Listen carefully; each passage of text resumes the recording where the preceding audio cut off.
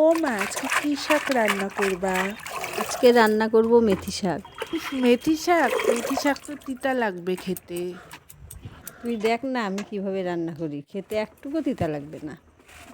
আচ্ছা চলো তবে কিভাবে রান্না করো আজকে দেখবো। প্রথমে শাকগুলোকে ভালো করে ধুয়ে কুচিয়ে কেটে নিলাম।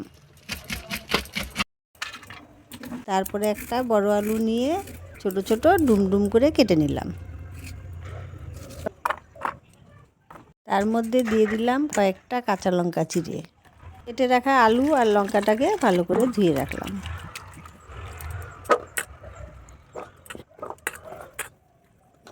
কড়াইয়ে তেল গরম হলে কেটে রাখা আলু কাঁচা লঙ্কাগুলো দিয়ে দিলাম। দিয়ে একটু হলুদ, একটু লবণ দিয়ে ভালো করে নাড়াচাড়া করে আলুটা ভাজা হলে কুচানো শাকগুলো দিয়ে দিলাম। এবার ঢেকে দিলাম, দিয়ে শাকটাকে ভালো করে নেড়ে চেড়ে নিয়ে নিলাম।